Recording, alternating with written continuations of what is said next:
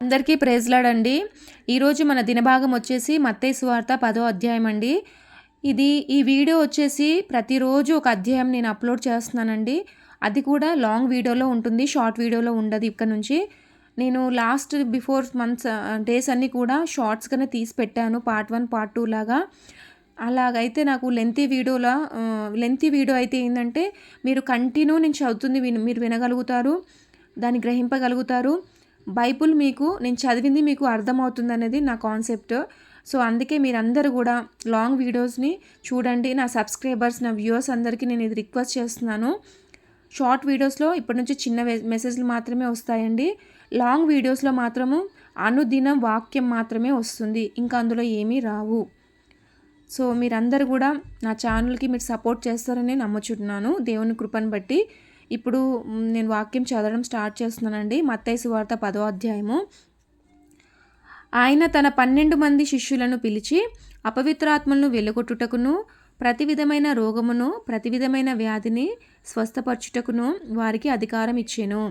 ఆ 12 మంది అపోస్తుల పేర్లు ఏమనగా, మొదట పేతురు అనబడిన సీమోను, అతని సహోదరుడగు యోహాను, ఫిలిప్పి, బర్తలోమాయి, తోమా, సుంకరి అయిన మత్తాయి, అల్ఫాయి కుమారుడగు యాకోబు, తద్దాయి అను మారు పేరు గల లెబ్బాయి, కానానీయుడైన సీమోను, ఆయన అప్పగించిన ఇస్కరేతు యూదా. యేసు ఆ 12 మందిని పంపుచు వారిని చూచి వారికి ఆజ్ఞాపించింది ఏమనగా, మీరు అన్యజనుల దారిలోనికి వెళ్ళకుడి, సమరయులు ఏ పట్టణంలోనైనను ప్రవేశింపకూడని గాని ఇశ్రాయేలు వంశంలోని నశించిన గొర్రెల యొద్దకే వెళ్ళుడి. వెళ్ళుచు పరలోకరాజ్యం సమీపించి ఉన్నదని ప్రకటించుడి. రోగులను స్వస్థపరచుడి, చనిపోయిన వారిని లేపుడి, కుష్టి రోగులను శుద్ధులుగా చేయుడి, దయ్యములను వెళ్ళగొట్టుడి.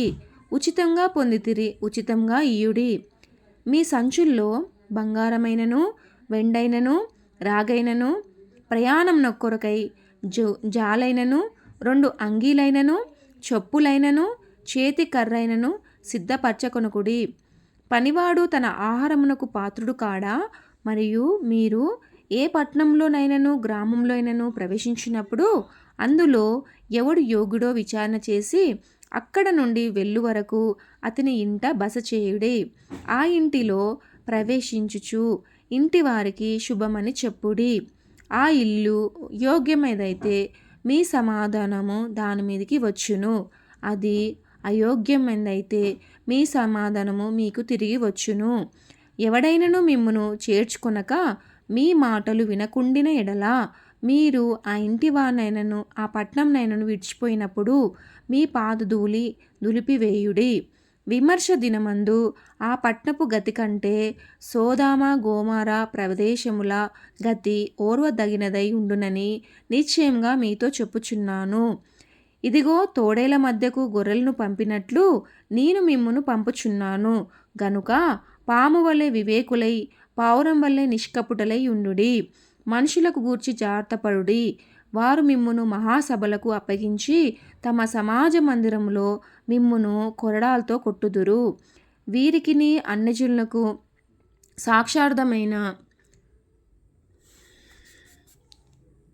వాని నిమిత్తము మీకు అధిపతుల యొద్దకును రాజుల యొద్దకును తేబడుదురు. వారు మిమ్మును అప్పగించినప్పుడు ఎలాగూ మాట్లాడుదుము, ఏమి చెప్పుదుము అని చింతింపకుడి. మీరేమి చెప్పవలెనో అది ఆ గడియలోనే మీకును గ్రహింపబడును. మీ తండ్రి ఆత్మ మీలో ఉండి మాట్లాడుచున్నాడే గాని మాట్లాడువారు మీరు కారు. సహోదరుడు సహోదరిని తండ్రి కుమారుని మరణముకు అప్పగించెదరు. పిల్లలు తల్లిదండ్రుల మీద లేచి వారిని చంపెదరు. మీరు నా నిమిత్తము అందరి చేత ద్వేషింపబడుదురు. అంతం వరకు సహించిన వాడు రక్షింపబడును. వారు ఆ పట్టణంలో మిమ్మును హింసించినప్పుడు మరి ఒక పట్టణమునకు పారిపోవుడి. మనుష్య కుమారుడు వచ్చే వరకు మీరు ఇశ్రాయేలు పట్టణంలో సంచారం చేసి ఉండుడని నిశ్చయముగా మీతో చెప్పుచున్నాను. శిష్యుడు బోధకుని కంటే అధికుడు కాడు, దాసుడు యజమాని కంటే అధికుడు కాడు. శిష్యుడు తన బోధకుని వలె, దాసుడు తన యజమాని వలె ఉండిన చాలును. ఇంటి యజమానికి బయలోజబులని వారు పేరు పెట్టి ఉండినెడల ఆయన ఇంటి వారికి మరి నిశ్చయముగా ఆ పేరు పెట్టుదురు కదా. కాబట్టి మీరు వారికి భయపడకుడి. మరుగైందేదియు బయలుపరచబడకపోదు, రహస్యమైందేదియు తెలియబడకపోదు. చీకట్లో నేను మీతో చెప్పినది మీరు వెలుగులో ప్రకటించుడి. మరియు ఆత్మను చంపనేరక దేహమునే చంపువారికి భయపడకుడి గాని ఆత్మను దేహమును కూడా నరకంలో నశింపజేగల వానికి మిక్కిలి భయపడుడి.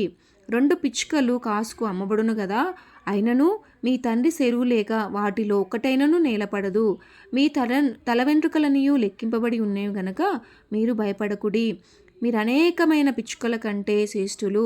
మనుషుల ఎదుట నన్ను ఒప్పుకొని వాడేవాడో పరలోకమందున నా తండ్రి ఎదుట నేనును వాని ఒప్పుకొందును. మనుషుల ఎదుట ఎవడు నన్ను ఎరుగననునో వానిని పరలోకమందున్న నా తండ్రి ఎదుట నేను ఎరగనందును. నేను భూమి మీదకి సమాధానము పంపవచ్చు తిని తలంచుకుడి. ఖడ్గమునే గాని సమాధానము పంపుటకును నేను రాలేదు. ఒక మనుషునికిని వాని తండ్రికిని కుమార్తెకును ఆమె తల్లికిని కోడలికిని ఆమె అత్తకును విరోధము పెట్టవచ్చు తిని ఒక మనిషిని ఇంటివారిని అతనికి శత్రులగుదురు. తండ్రి అయినా తల్లి అయినా నాకంటే ఎక్కువ ప్రేమించువాడు నాకు పాత్రుడు కాడు.